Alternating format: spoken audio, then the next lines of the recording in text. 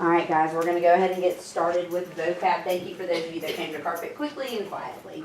We have 3 new words this week that came from the book, Global Warming, that you guys read last week with Mrs. Harris. And the first word we're going to talk about is currently. And so in the Global Warming book, the author talked about how this is a current problem, and currently is part of that word. And so we're going to talk about current meaning right now, present time. So for example, I am currently holding a book. That means right now I'm holding a book. Currently I'm wearing my keys, meaning right now I'm wearing those. So partner number 1, you are going to use the prompt, what are you currently wearing? So partner 1, you're going to describe to your partner what you're wearing right now. Partner 2, I heard you say, and then give me your thumbs up. You may turn and talk. I'm currently short. This is clothes. I'm wearing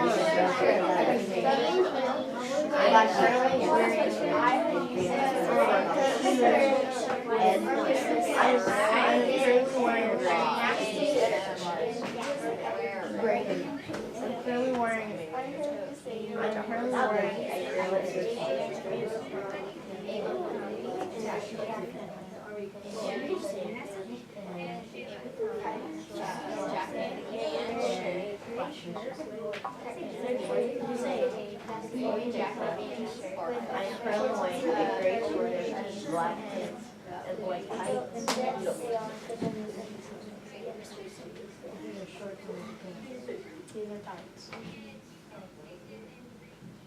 Great job. Kate, let's start with your group. What you guys say?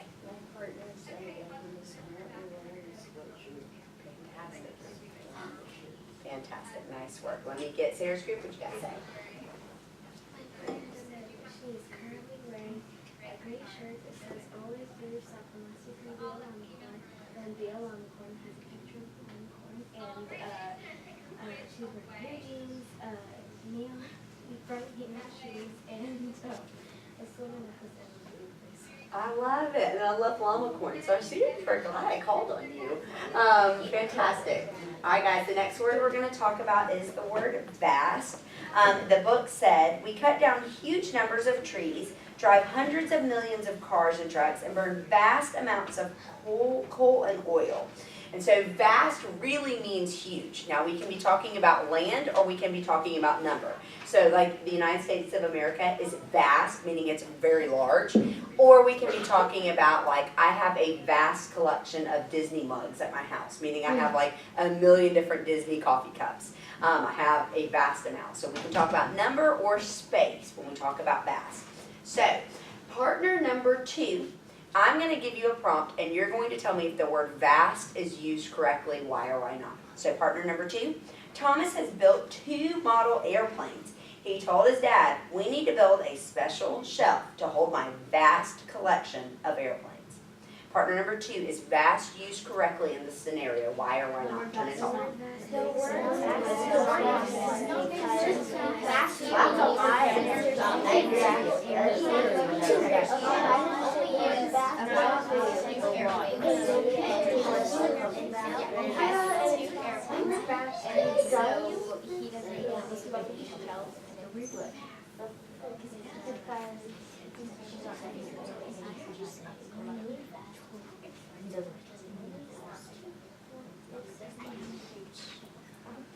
Fantastic. I heard you say, repeating back your partner's thoughts. So lots of thumbs go up without your voices continuing. Fantastic job. Ricky's group, start us off.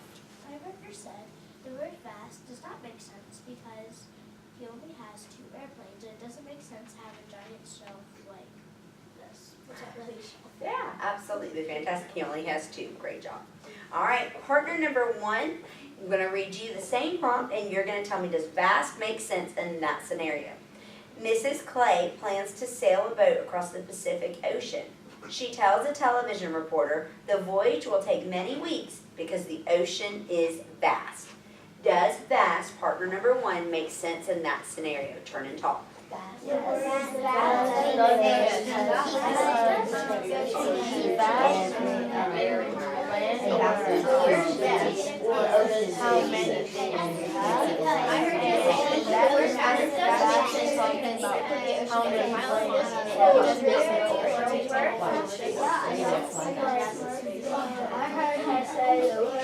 It does make sense here because you can.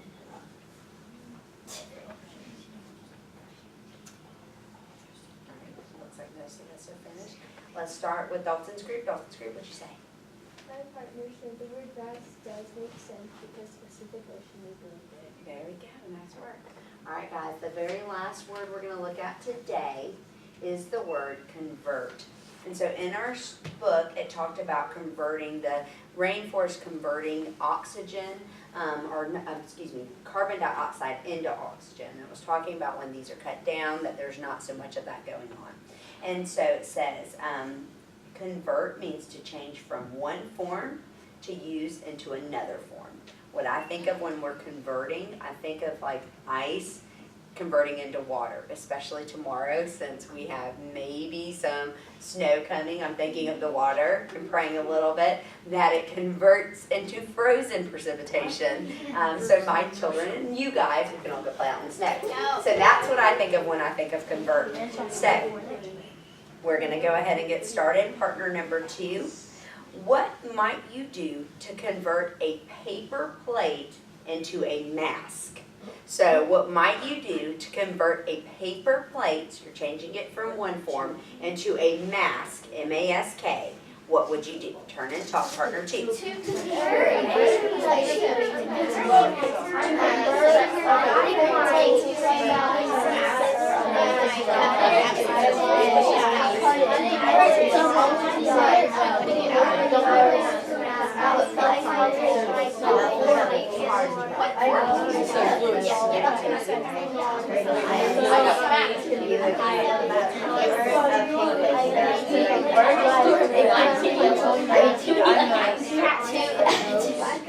Cut it out, right? With a mask. Cut it out with All right, plates group, I will go ahead and get cut it out started with a with you. stencil. My father said what she would do is she would cut holes in it and then attach a little stick to it on the side. Fantastic, and then we would hold it up like a masquerade ball. I love it, it's fantastic. All right, guys, and so those are your 3 words today, and we'll review those tomorrow, and then we'll learn 3 more. Today, we are going to transition back into our binders in just a moment, so let me give you kind of a heads up so you know what we're moving into.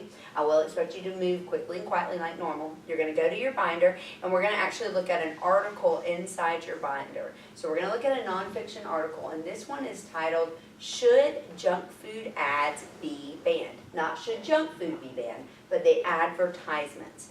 And so we're going to work on what we call a pro and con article. And so basically you're going to read both sides of an issue. The author is presenting both sides so that you can form an opinion. So it's a type of reading that we haven't done before.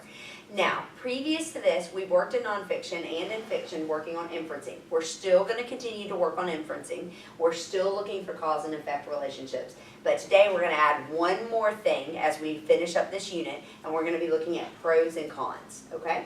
And so I've put some articles inside your little carrier if you would like to read those during Reader's Workshop, or you can read your novel. So you have a choice there. But right now, I want everyone to transition quickly and quietly to your binders. And I would love for you to turn to page 48 and 49. If you have forgotten your binder today, or you can't locate those pages, you need to work with your partner and share. Malik and Bridget, thank you for partnering up today while both of your partners are absent. Oh, no, I was just always with them. Thank you for partnering up today. So we're going to flip to page, I think it's 48 and 49. Yes.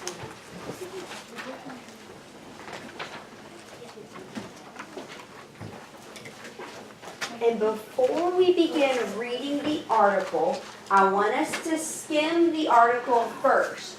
Meaning, I want you to look at your heading, your subheadings, your title, maybe the pictures, and I want you to think to yourself, what might this article be about?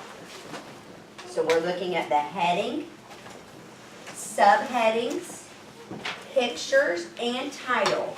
Page 48 and page 49. see what that page number is. And remember, if I said, if you cannot locate it, you need to work with your partner, because I don't want you to lose any time today. So if you can't locate it in your binder, once you have an idea of what you think this article might be about, and you can give me some evidence, I want you to put your thumb up. What the article might be about, give me your thumbs up.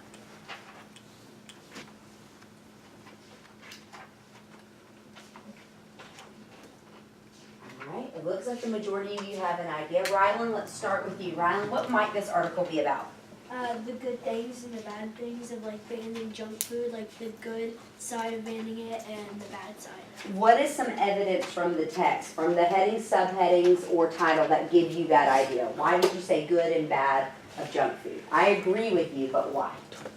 Because the title says banning junk food ads, and then under pros it says good habits start young, which it would be like to not eat it, to not eat the junk food because that's a good thing. Very good. So you saw the word pros. That was some evidence. Very good. So guys, what we're going to do now, we're going to read the article. I would love it if you would follow along. Remember, if you're sharing with a partner, I love literally Blake and Leilani are doing it perfect. Leilani has it in the middle of her lap. Blake is knee to knee with her, and they are sharing their binder. It's exactly what I'd hope to see from a partnership. Nice work, guys. So we're going to start with the title. If you'll follow along, I want you thinking about what did you learn from this section. So as I'm reading it, you're thinking to yourself, what am I learning from this section?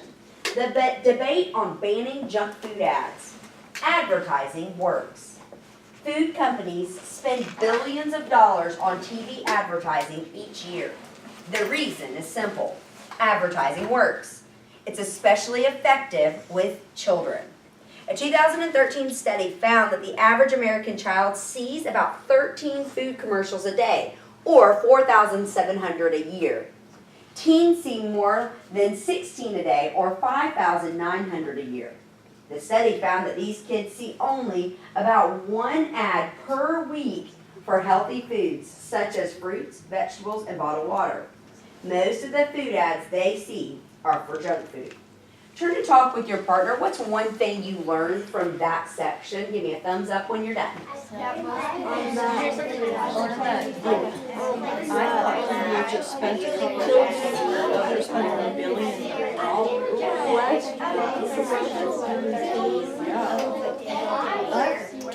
I don't remember the last time that was. So children's it's already that people. Commercials a day and TV which is only a pretty different. Read commercials different. It was Jimmy John's. And the dog. Yeah. Never touched it. So what did you Back in.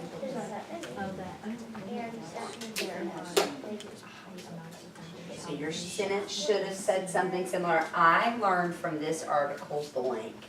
Now what we're going to do is we're going to read the pros of banning junk food ads. So I'd love for you to follow along with me where it says pros. And we're going to think to ourselves, what am I learning about the pros of banning junk food ads? So I want you thinking, what are the pros for banning junk food ads? Good habits start young.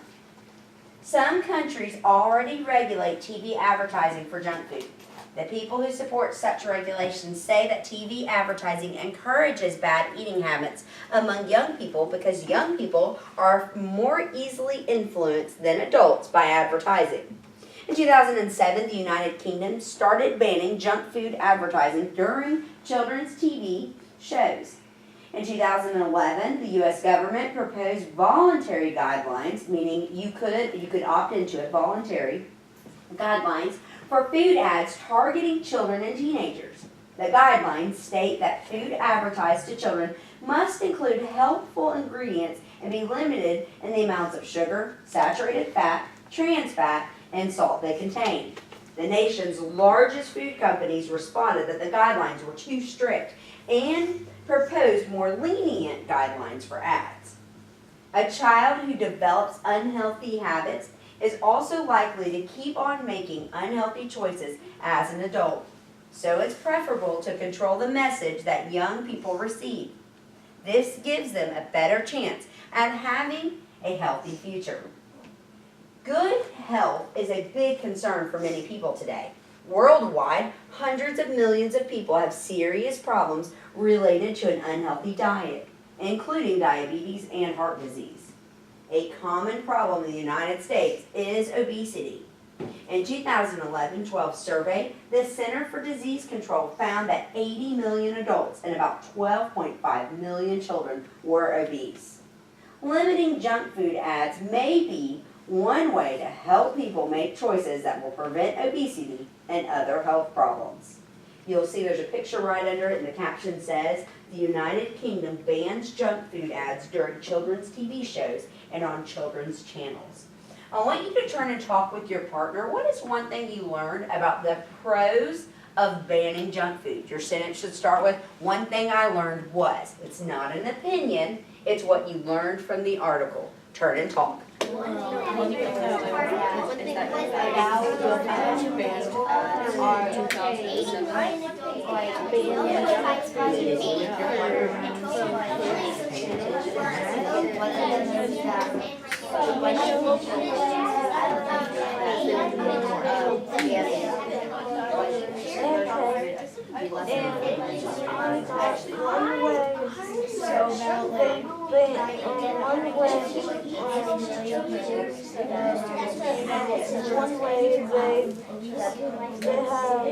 One way they ban junk food is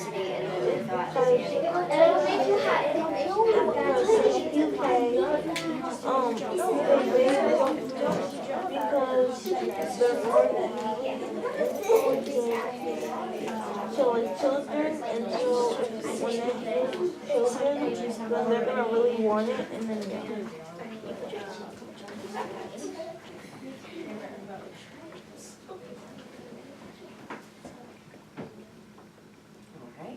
What's one thing you learned from the article? I thought Ryland's group did an excellent job as I was just kind of peeking around. Ryland, what was one thing y'all learned? My partner said that about 80 million adults and about 12 million children have obese, and that banning the ads would be better for them. Fantastic. Great job finding facts and not opinions in that article. Guys, the next thing we're going to read are the cons. So I want you listening carefully. What are the negative or the cons about banning junk food ads? You're listening for the facts that the author gives you. That would be the bad side of banning junk food ads. So following along, I appreciate, again, Blake and Leilani following along. And Leilani, Blake kind of looked away for a minute and had a hard time finding where his spot was. And Leilani kind of nudged him and showed him. It was a really great partnership. And you guys do an excellent job with that every day. So let's look at cons. Giving food a bad name. There are some big problems with creating rules about junk food advertising. For example, how do we decide exactly what is junk food and what is not? In the United Kingdom, foods such as olive oil, honey, and cheese have been banned from advertising during certain hours because they are labeled junk food. These foods have a nutritional value, but they are also high in fat, salt, or sugar. Calling these foods junk food makes it more difficult for people to understand what makes up a healthy, balanced diet. To make things even more complicated, some fast food company ads now emphasize more nutritious choices. For example, providing fruit and milk with children's meals. Some promote health and fitness too. If all fast food ads were banned from children's TV, these healthy messages would be as well. Some parents feel that they have the right to decide what is best for their children and that regulating TV ads takes away that right. It is up to the parent to say yes or no when a child asks for something he has seen on advertised on TV. What the parent says helps the child learn about how advertising affects the people who see it. Regulating TV ads take away some of the information parents and children have access to. They need that information in order to make their own buying decisions. Making these choices is the consumer's right, not the right of the government. I want you and your partner to turn. What did you learn about the cons of banning junk food ads? So your conversation starter should sound like, I learned that the cons are blank. All right, turn and talk, thumbs up when you're done.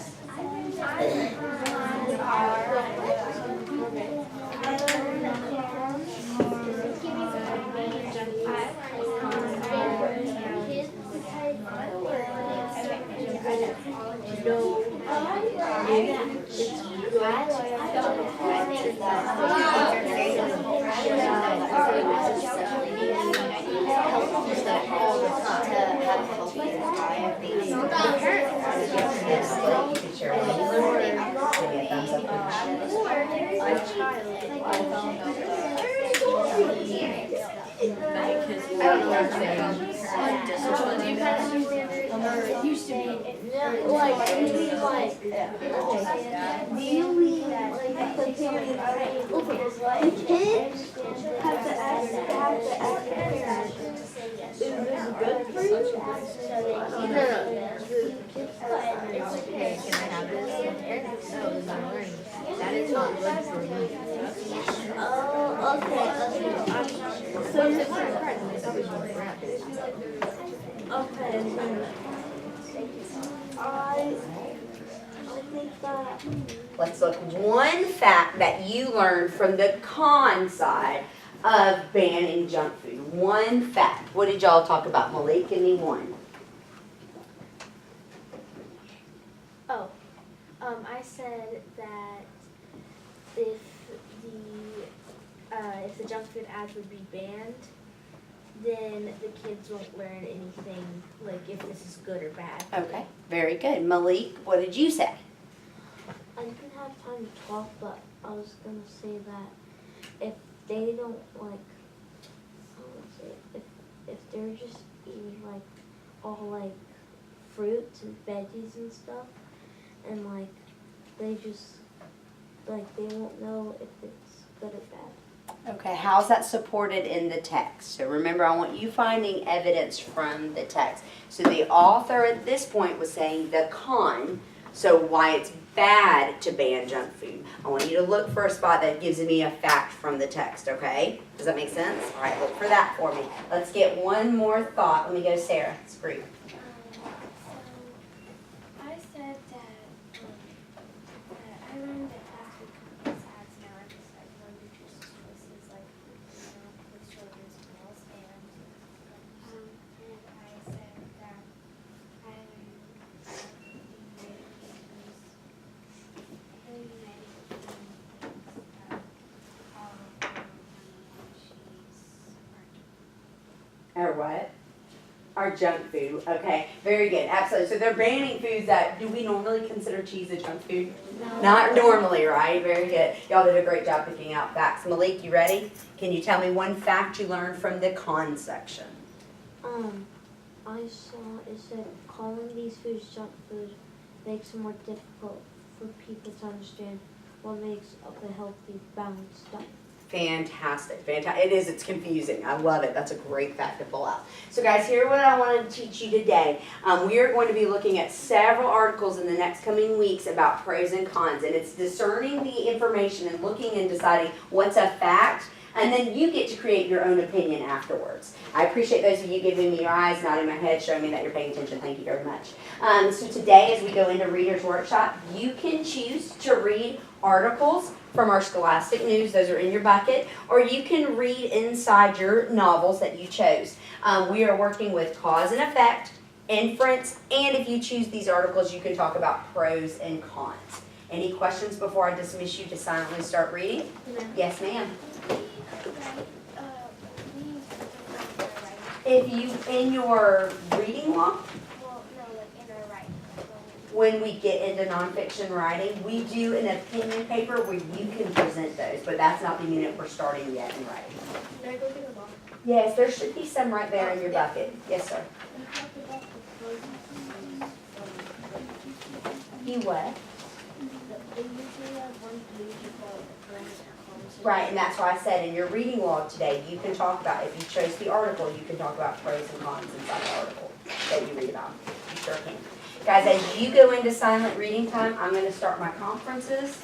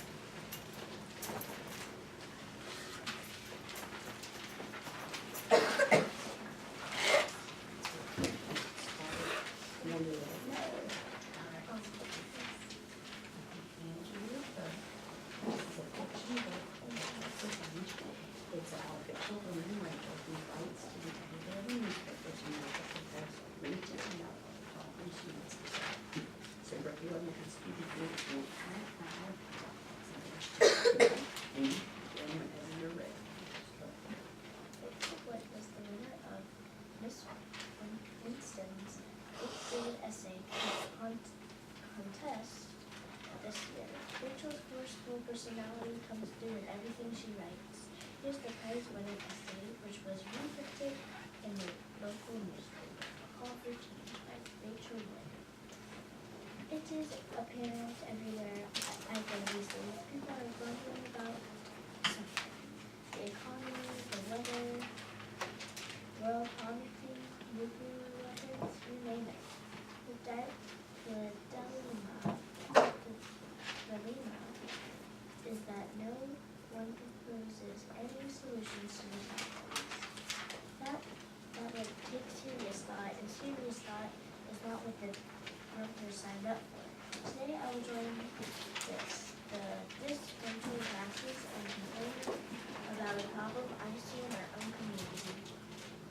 I've been thinking about this problem for a long time, but the grumblers, I'd like to recommend some ways to solve it. Obviously, I hope that our mayor and city council remembers that seeing Murray and my idea to take action to implement them. My concern is the lack of faculties available for young people like me to stay safely occupied and productive during the hours we are not in school. It is the fact that young people in Charlottesville spend only 20% of their time in school, 6 hours a day, 180 days per year, that they do with their other 80% is one of the most significant questions facing our community. And it has to be announced with the rest of your text in your text, and then we'll talk about it. The format is the one that you put in at the beginning, and then merit was the one that you did. Because I've never seen something. That's great, that's good. I want to find some challenging text for you. All right, sweet pea, at this time, go ahead and you can start reading something in your book, and we'll talk about that in a minute.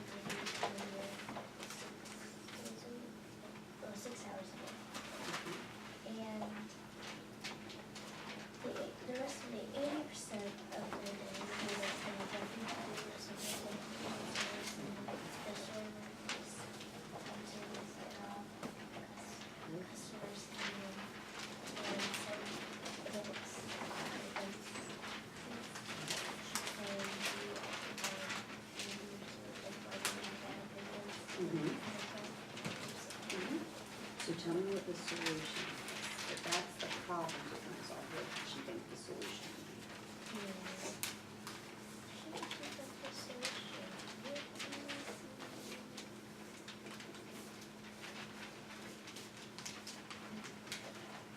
You can put that if you need to.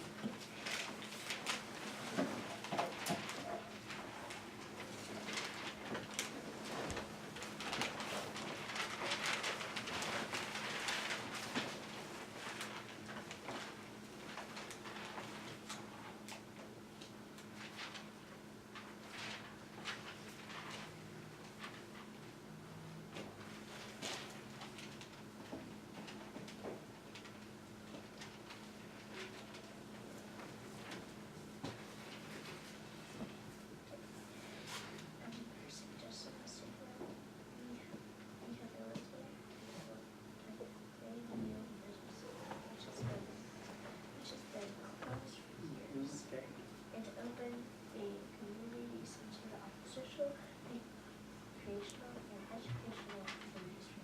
Okay, so what do they wanna do with the middle school? They want to open it up so that kids can do something instead of sitting around being scared of it. Good. Alright, so you have to confirm, which is what we've been looking at in class. What kind of community do you think she lives in, and why do you think that?